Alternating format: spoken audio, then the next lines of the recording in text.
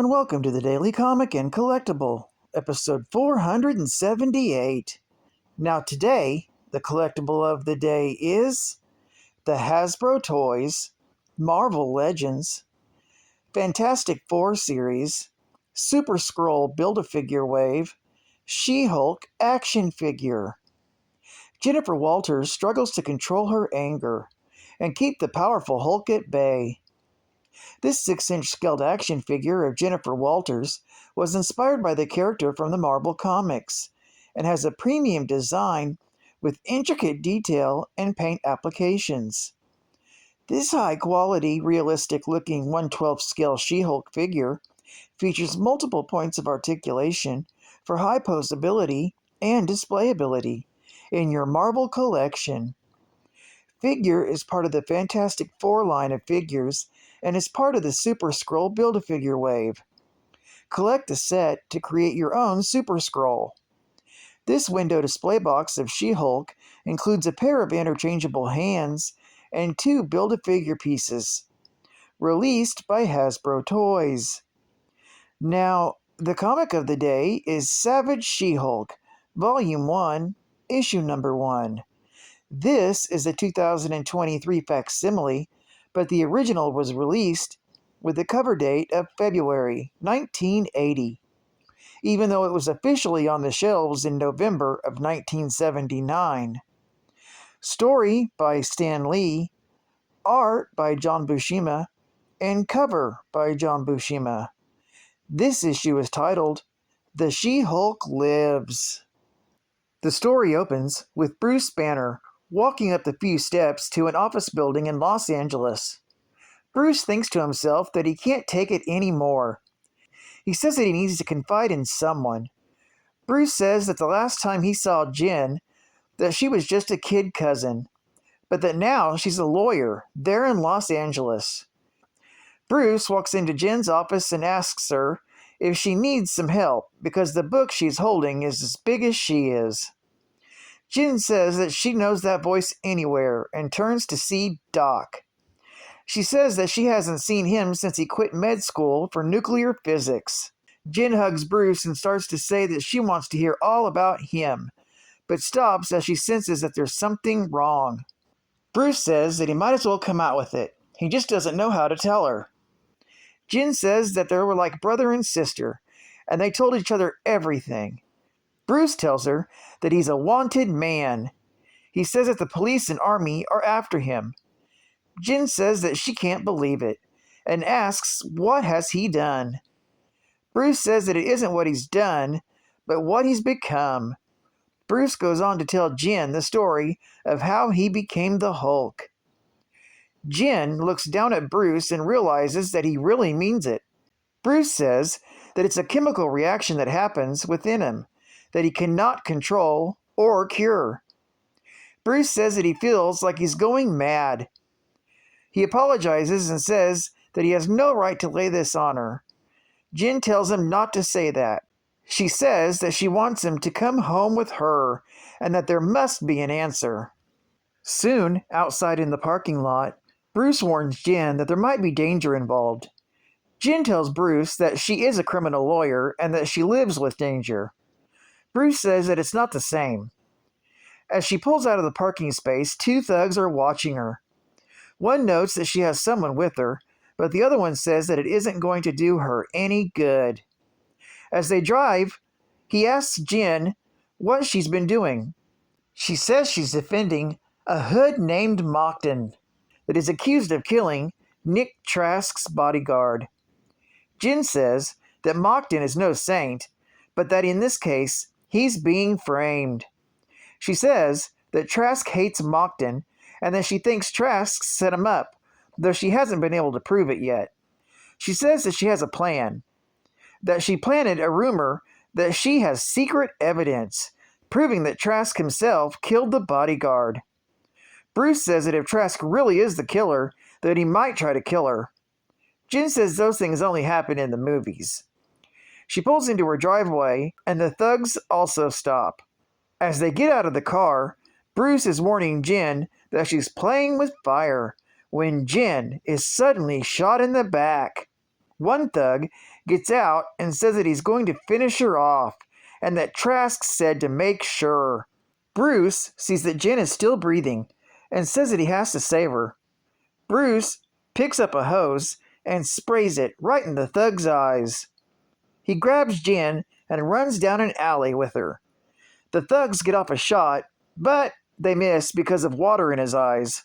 Trask's thugs decide that there have been too many shots fired and take off. Inside the house, Bruce watches the thugs drive away. He says that he has to remain calm and that only he and not the Hulk can help Jen now. Bruce sees that she's lost too much blood and figures that she's going to need a fast transfusion to save her life. He needs the equipment to save her life, but he can't wait for an ambulance to arrive. He carries her out the door, looking for a nearby doctor's office. His heart is pounding, but he manages to stay calm for Jen's sake. He sees a doctor's office and runs up. There's no answer at the door, but he thinks that he can't fail her now. He punches out a window and lets himself in. He performs the transfusion, and the worst part is going to be waiting. The minutes crawl by until she wakes up and asks Doc what happened. Bruce says that thank God that she made it. That's when he gets up and calls the police. Minutes later, Jen is loaded into an ambulance. The police also arrive and say they want to question him. At the precinct, the police say that Bruce has no identification or credit cards. They ask who he is. Bruce says that he's a friend of Miss Walters. The police say that what he is a suspect. Bruce starts freaking out that he can't let them find out who he is. When the police return, Bruce's banner is gone, and there's a giant hole in the wall. The next day, Bruce looks through the paper until he reads it. Miss Walters will recover. He says that now he knows that she's safe, and he has to be going since they will be looking for him. Jen sits in her hospital bed. She thinks her skin and bones seem to be tingling, but figures that it's just the medicine that they gave her. She thinks to herself that she should have listened to Bruce about Trask. She figures that Bruce must have run off because he was afraid that he would be discovered, then that they would find out that he was the Hulk. She figures that it would be best to forget about Bruce for now and try to think of a way to prove that Trask is guilty. Suddenly, 3 men in doctor's clothes walk into Jen's room. One of them says that it's time for her medicine. She asks where her own doctor is and why it takes 3 of them to bring her medicine. The man holding the medicine says that she asks too many questions and that she isn't going to like the answers. Jen shouts that they aren't doctors. Trask's men pours the fateful chloroform into a rag while the other 2 men hold Jen down. They put the rag over her face, but as her breathing is growing heavy, her pulse rate is still speeding up. Suddenly, the 3 men are sent flying. The 3 men look up confused and see a giant green woman looking down at them. She says, "Now let's see how tough you are against me." One of the thugs dubs the giant green woman some kind of She-Hulk. One of the thugs pulls a gun and fires. She-Hulk lifts up the hospital bed and blocks the bullet. She says, "You call me a She-Hulk, and a She-Hulk I'll be." She then takes the bed and throws it at the 3 of them. The 3 men then go running out of the room to the elevator. She-Hulk reaches the door too late, but she grabs the closed doors and rips them apart. She grabs a hold of the elevator cables and pulls the elevator itself back up to her. She then tears open the ceiling of the elevator. The 3 thugs push the door open, and magically the door opens somewhere that they can run out of. She-Hulk gets angrier. She tells them she's going to get them. The hospital staff try to stop She-Hulk, but she just pushes them out of the way. She then rushes down the stairs, and she says that she's never felt this way before. "I can do anything. I'm throbbing with power." She runs out of the building just as the 3 of them are pulling away in their car. She pulls a lamppost out of the ground and throws it at the getaway car's tires, knocking them all off. She grabs one of them out of the car and says that he has some explaining to do. The men beg her not to hurt him, and that they were hired by Trask to kill the Walters dame. He was afraid she'd prove he framed Mockton for murder. She-Hulk asks if he means the murder that Trask himself committed. The man swears to it. She tells the surrounding police that they all heard that. She-Hulk starts to run away. One police officer tells her to come back, but she says that if he wants her, he'll have to catch her. Jennifer feels her anger and strength fading, so she hurries up the fire stairs. She's halfway done changing back when she realizes that her room was ruined and goes instead to the room next to hers. A nurse looks in and asks Jen why she's in that room.